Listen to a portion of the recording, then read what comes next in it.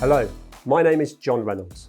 On this episode of Extraordinary Life Stories, I'm talking to Avnish Goyal CBE.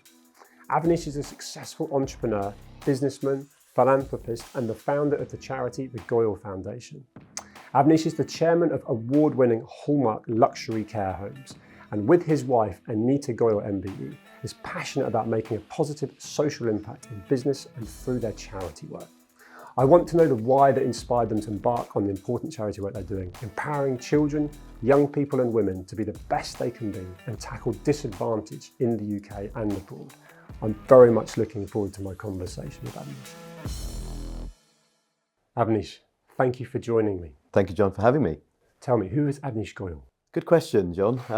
I've spent all my life working that out, but I think it's a journey of self-discovery, and I've spent, especially the last 25 years in that journey of navel gazing, really looking at what my life's about, what my purpose is, what legacy I want to leave behind, and the impact I can have on the world. And that's what I've been doing. I can't wait to dig into that, but take me back to a young Avnish growing up. What did you want to be when you were growing up? When I was growing up, I wanted to be an astronomer. I don't know about an astronaut, but probably, because I was really into science. So I used to read all the books around that. But I really had no idea. Then as I was growing up, my mum wanted me to be a doctor. Typical Asian family. Sure. For me to be a doctor. I had no passion about being a doctor. I saw that it would be a good thing to be a doctor. I didn't get into medicine, decided to go and do accountancy at Newcastle University, which is great. Then qualified as an accountant with PricewaterhouseCoopers, as it is now. And then I wanted to make a difference and create something rather than be a historian, which I thought being an auditor was. Yeah, and by creating, that's very entrepreneurial. Take me back to some early influences that influenced that entrepreneurial streak in you. From the age of 11, my family, my brother and my parents, we bought a family business. It was a retail shop in Romford, Essex. And from the age of 11, I was also thrust into that world of business, commerce, doing paper rounds, working in the shop, going to cash and carry, and all the things that really started me to understand business. Sure. And so I get interested in it. And as well as learning about quality. One of the things that in my company I talk about is the crisp story. When I was arranging the crisps, and my mum stopped me and she said, "You're doing it all wrong." And I was like, 11, 12-year-old, like, Sure. There's nothing wrong with these, Mum. I said, "No, they are. You've got all the colours wrong." She made me arrange them in the right colour order, so there was contrast, and she made me plump them up and create these lovely straight lines. So when I look back and I was talking to my teams about standards, from the age of 11, we were being taught like standards, and that really had an impact. It sounds really small, but those little things make a huge difference in how you then show up in life. Yeah, it's like a discipline. You can do it one way and you could be lethargic with it, lazy, and then that will have a knock-on effect on the productivity, the profitability. Yeah. And I know ultimately you actually got into property. Tell me about that story. I was working as an accountant. It was 1991. We're in a deep recession. Interest rates have gone to 15%, I think, or thereabouts. And morale in accountancy was really low. I didn't really enjoy it at that stage. I was a senior. And I wanted to do something different. Like I said earlier, I wanted to create something, not be a historian. So I obviously we were in property already and we're in business. And I saw an incredible opportunity to use some of the skills I'd learned and go out, come in the family business and go and buy properties and rent them out to tenants and make a difference. And that's what I did. Awesome. And that quality, that sort of standard of quality, how did you bring that into the business? Because you're an entrepreneur now. So you're now buying, refurbishing, tenanting properties. Did you carry that quality concept into your business? Yeah, absolutely. I mean, one of the key things I did was I remember sitting in my car, having done some research about the properties and seeing the returns I could get. And these two voices were going on in my head. One was like, "It can't be that easy. You're leaving this great job." And the other voice said, "No, it is. You've done the research." Yeah. And luckily that voice won and the other voice then became silent. Sure. And then I decided and I never looked back. And then, use those principles. It was all about, my mum always said, if you're going to do something, do it really well or don't do it. Yeah. And that principle, I played that through into the properties. I saw others cutting corners, doing things that weren't wholesome. And I just made sure that we just went the extra mile. Often the extra mile wasn't a lot, but it was enough to differentiate yourself from your competition. And we had our properties, the void periods were minimal. We let our properties we had happy tenants. If things went wrong, I got them done quickly, because I imagined, what would it be like if that was me? So Empathy. I applied that principle. Yeah, and Love that. it was So brilliant. you had empathy involved, and ultimately you needed to scale that. So that again, that entrepreneurial side of you. I know how capital intensive property is. How did you go about ultimately scaling a portfolio, bringing capital in? Yeah, I mean, the key thing was that when you buy these properties and you do them up, you then add value. We had income coming in from the businesses as well. And then when you have an uplift on the properties, you go back to the bank and then refinance that. That brings more money in. And it's just a loop. And then you've got the rental income coming in as well, especially with the returns we were getting. Yeah. And so before long, you kind of got that leverage and that multiplier effect. Yeah. And that was, we took it about 100 properties before I then moved on to my next opportunity. And the next opportunity, I believe, is the care home side of things. I'd love to know the why behind going into the care. Was there a mission-led side of things where you spotted that it perhaps wasn't done as well as it could be, bringing that word quality in? Or was it more that the opportunity from a business side of things? I think largely it was, I'd been doing the property side for about 6 years, and I had one team member, a guy called Rob, who was receptionist and did all sorts of other things. But I was in a little office and I wanted to grow. And one of the things that my mum and my uncle have been two big influences in my life, amongst many people. And one of the key messages was, life is about who you become as much as who you have. And you've always got to remember who you're becoming. And what I was seeing with the property side, it was becoming quite easy. We buy these properties, we do them up, we had a formula, it was working, it was easy. You were cookie cutting. Yeah, and it was great, I was loving it. Yeah. And I thought there's more, there's got to be more to life than this. I've got good at it. I could have probably retired at that point and had a quite good life really at the age of 30. But life isn't about retiring, life is about continuing to do great things. So I'd seen family members, extended family members running a care home. I was always envious of that. It was a lovely big property. And I knew it'd make me grow. I knew it'd make me a bigger person, because I had no idea how to run a care home. So I threw myself in. I had an opportunity nearly 27 years ago now to buy my first care home. Yeah. I bought it with other family members. And it really did. It was like who I am today versus who I was 27 years ago. The two different people. The Avnish now to the Avnish 27 years ago. What I've had to deal with, the trials and tribulations, the challenges. And then it's been an incredible journey. Yeah, and I think for me, listening to you, the fact that you could have retired, many people would. They'd be sitting in the sunshine somewhere, avoiding the freezing cold in England right now, and dare I say stale. Dare I say there's no mission behind, there's no purpose. And sitting with you now, I can feel this purpose just kind of oozing from you. What, in terms of that whole self-development piece, talk me through that journey. You mentioned sort of 25 years of that. How easy has it been, and how current are you today with all the things that really work for you, and kind of almost, whether it's gym, whether it's reading books, podcasts, how have you managed that, and how do you manage it?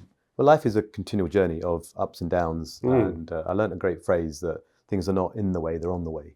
Yeah. And I love that, because sometimes when we have challenges, we wish them away. But actually, they're there for a reason. It's a bit like the caterpillar turning into the butterfly, and it has to break through the chrysalis. The chrysalis, isn't it? Yeah, sure. You can't cut that open. It has to break its way through it to become that beautiful butterfly. And I think life is like that. Now, I discovered I didn't know what personal development was 27 years ago. And I've told this story so many times, but I want to keep telling it. My uncle said to me, you've got to get into personal development. I had no idea what he was talking about. Now I look back and think, gosh, how ignorant was I?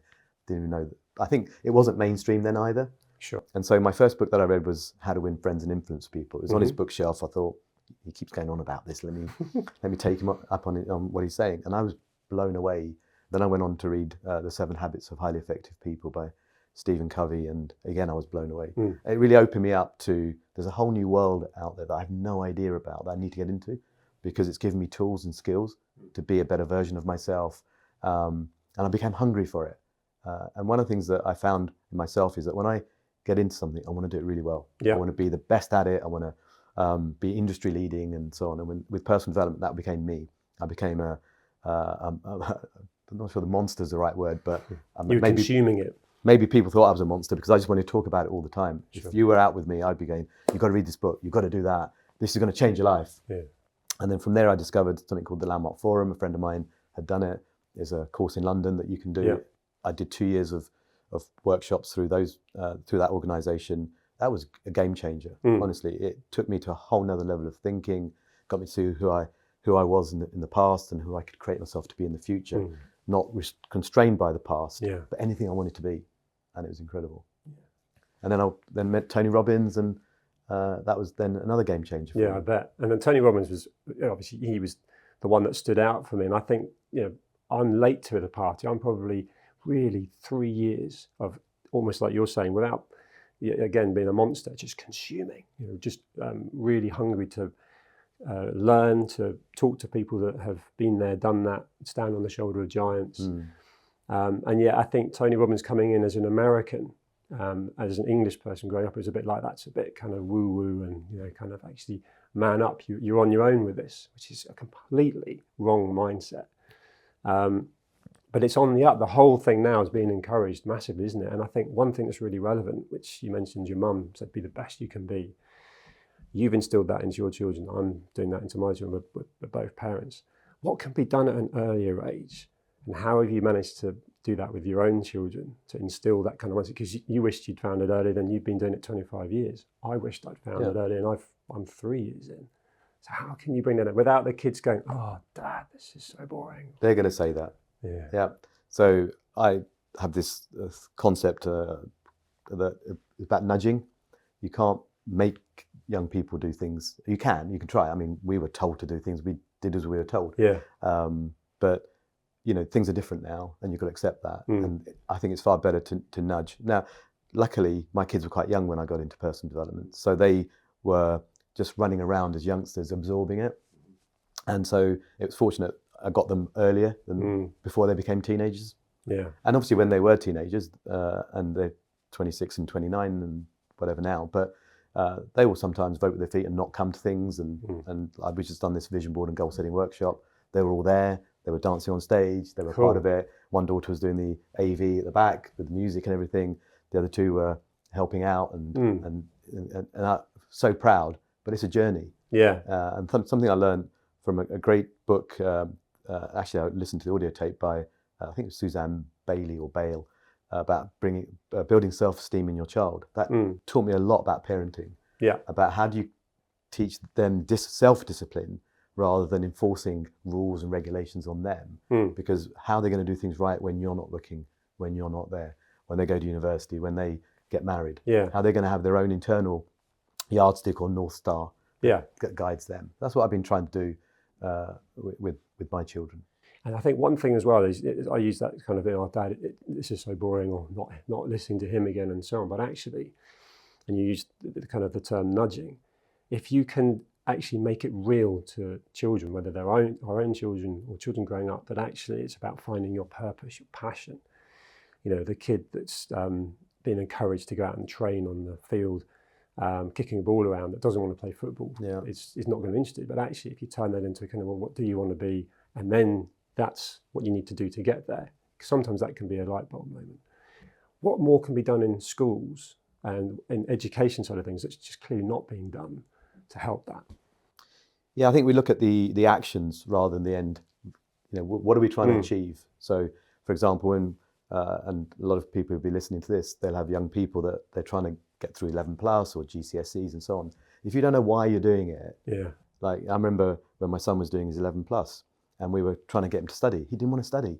But when we took him to the school that we wanted him to get into and he looked around, I remember him turning to me and saying, Dad, that's why you want me to study. You want me to come to here. And completely changed him because he knew his goal. So the actions that he was taking was for this goal. And I think that sometimes we forget, what is the goal? We get our young people to focus on the actions. They can't see why. And therefore they're not going to be engaged in it because it feels like hard work. But when like I put something out on social media the other day, I had a late night. I've got this exercise routine that I'm committed to. I've been doing it now nearly for 3 months. I didn't want to get out of bed. And I had all these reasons. I only had 4.5 hours sleep. I'm tired. I've eaten too much the night before. I had a big meal. I'll give it a break. No, the commitment was bigger than the excuse. So I got myself out of bed. I do want to break my commitment. And I felt good afterwards. I didn't train quite as hard, but it was okay because I kept my word, my commitment. I get that. And I try and practice that. as hard as it can be, but it's a discipline, isn't it? It's a consistency. Yeah, I've not been, I'm not going to lie, it's taken years and years of conditioning and developing, not beating yourself up. Yeah, being kind to yourself. The key thing I think is that what I used to do before, if I committed to something and I didn't, so for example, if I wanted to not eat certain foods or be on a diet, for example, I don't believe in diets now, I believe in a lifestyle, and if I fell off the wagon, I'd go, oh, see, you knew you couldn't do it. What a waste of time that was. And I just completely abandon it rather than go, it's okay to fall down once. Just pick yourself back up, recommit, get on with it. I like that. That's what I've learned. And that's a big thing for me, which is ultimately failure. And being afraid of failure, this is me talking. So that fear of not doing something or starting something because I might not be very good at it, well, that's for other people. Yeah. And I think that whole reframing, which has been talked about so much more, both in business, sport, and of course it's a massive theme in science. You have to fail continually to find a breakthrough. And it's been talked about a lot more, but have you had any significant knockbacks or failings, and what have you learned from them? Yeah, personally, I think we should take the word failure out of our vocabulary.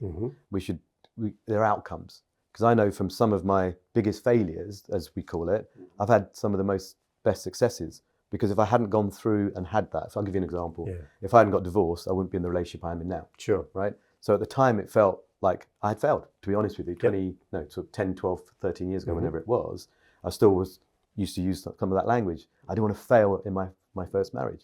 But eventually when I realized that it wasn't failure, it wasn't working, and there was something new that I needed to move into in the next chapter. Yeah.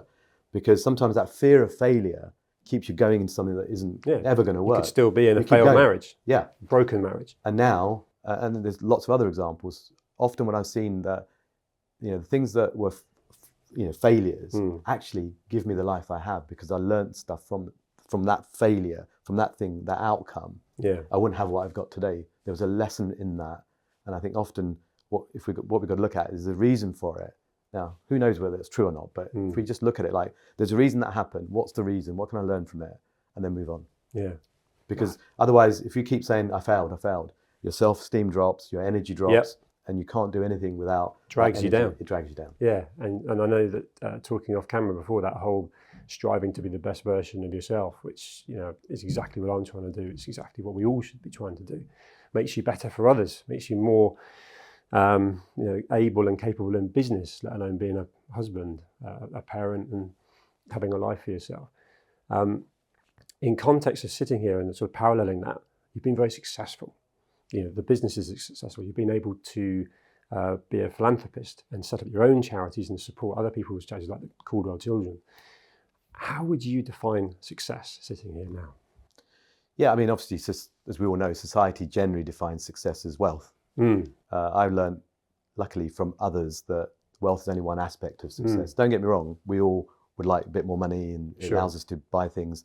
But one thing that somebody who I have followed for many years once said was that wealth just allows you to arrive at your problems in style.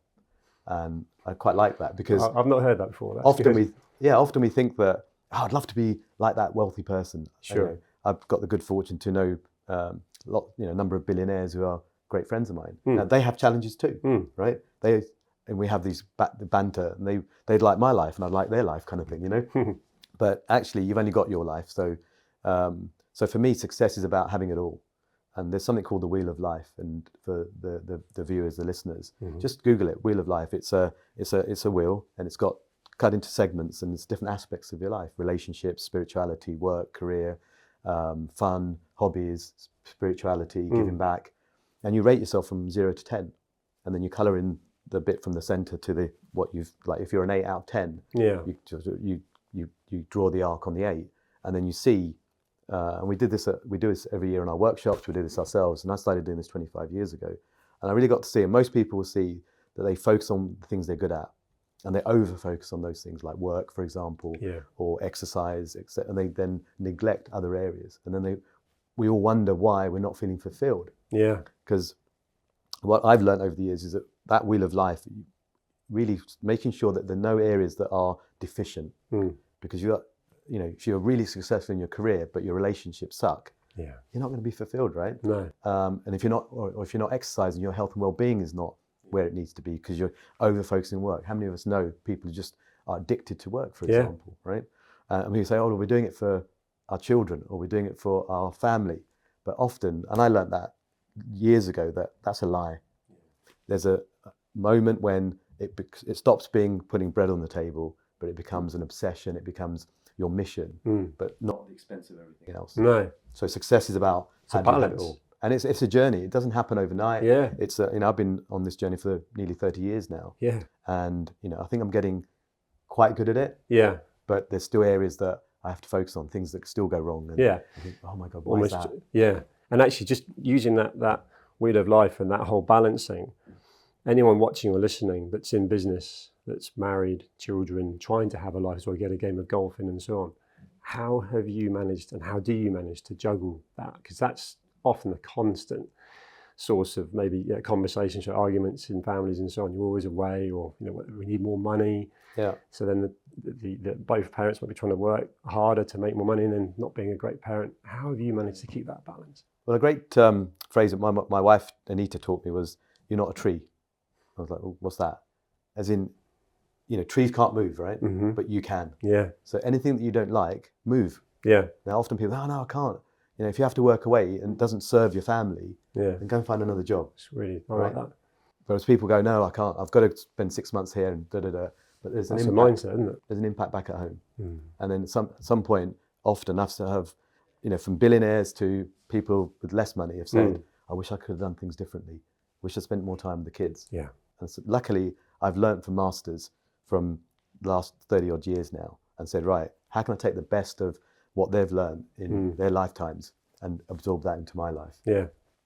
Because, for example, the children thing, I've always made sure that, I've had time for my kids. I've gone to their parents' evenings, gone to their sports days, made sure I'm there for them. And I always put work second. Yeah. And often I've seen when I've gone to events where the kids are on their own, parents haven't turned up because they're in these high-powered jobs and so on and so forth. So, I think fair play to balance is yeah. key.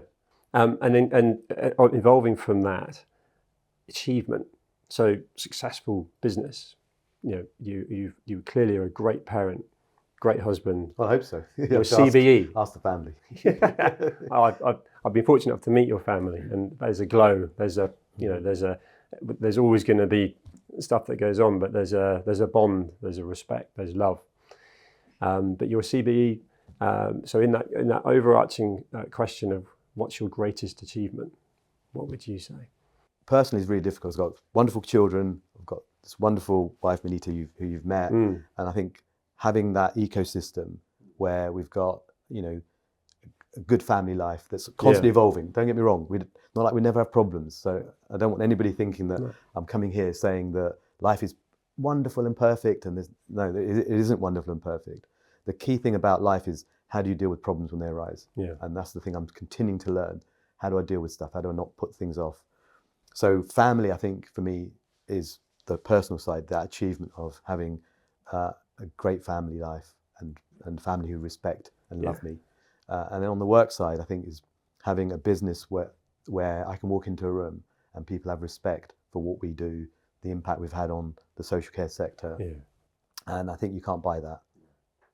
But you've created it. You've created that culture. And I think it comes from that self-development side of things as well, the fact that you look after yourself and you want to look after your staff, and then the business is flourishing. And actually, I'd be really interested to know, because there's so many things you can do, from ice baths and cold showers to yoga to the gym to consuming books and so on, both mentally and physically. What works for you?